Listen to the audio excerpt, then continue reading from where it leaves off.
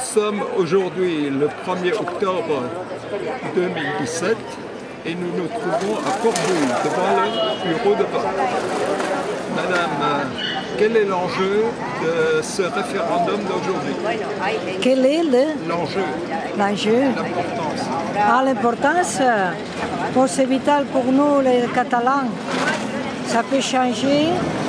Et je crois que même si nous ne gagnons pas, mais ne sera pas pour qu'il n'y a pas beaucoup de gens, sinon que ça sera pour les, je ne sais pas comment le dire en français, les inconvenients, oui, per als inconvenients, sí, com es diu, perquè ha posat el govern espanyol, per les traves que ha posat el govern espanyol. El referèndum d'avui és molt important pel destí de Catalunya perquè significa la voluntat que tenim tots els catalans que ens hem presentat en els col·legis electorals per la llibertat del nostre poble.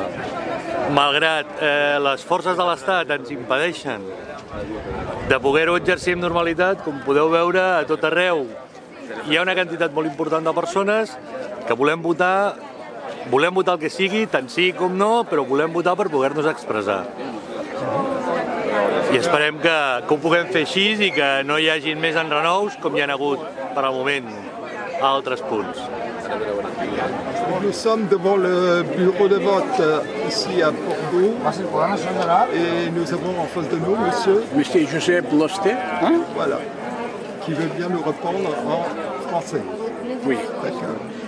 Alors la question, est-ce que le droit international à l'autodétermination des peuples est respecté en Espagne? Non, jamais, jamais n'est pas respecté. Et même, je voudrais faire un petit appel à tous les gens de bonne volonté de l'État français, à la Commission européenne et aussi directement au président de la République française, parce qu'il faut réactionner, parce que ça, c'est une honte. Nous voulons seulement voter.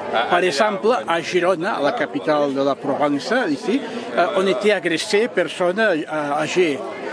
C'est une répression comme par exemple la Turquie. Ça n'est pas possible dans l'Union européenne. Je vais demander la solidarité de toutes les personnes ici, de Banyuls, de Cervera, de toute la Catalogne du Nord. Il y a eu beaucoup de maires qui ont répondu à ces appels, mais ce qui est très important, c'est que les élus français réactionnent pour qu'on puisse y avoir un référendum à Catalogne vraiment accordé. Et aussi serait nécessaire, à mon avis, difficile mais nécessaire, une médiation de l'Union européenne.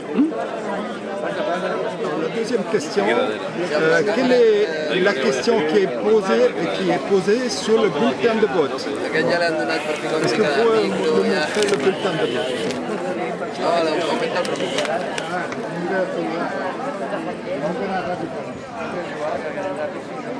Alors, donc, nous voulons que la Catalogne soit un État indépendant en forme de république. Mais pas une monarchie. Bien sûr.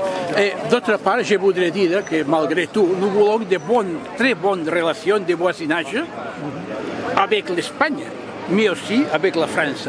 Parce que nous voulons devenir une république indépendante, comme par exemple l'Autriche ou le Danemark, dans l'Union européenne et avec l'euro. Et pour ces raisons, c'est nécessaire, très nécessaire, d'avoir bonnes relations diplomatiques, économiques, tout avec l'État français, mais aussi avec l'Espagne. Et nous essayerons de faire, mais l'Espagne, je crois qu'il s'est transformé à 40 ans en arrière.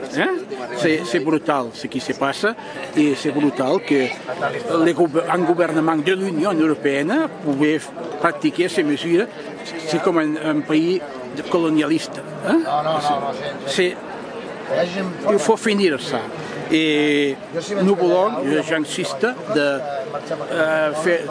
que la population plus proche de nous, la Catalogne du Nord et toute la France, prenne conscience qu'il ne s'agit pas seulement d'une question d'indépendance, mais aussi de la démocratie. Et nous, à l'heure actuelle, nous avons perdu presque perdu le droit civil.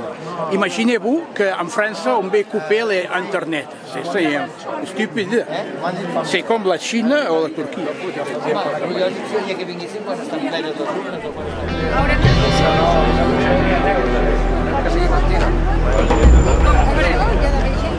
Hombre,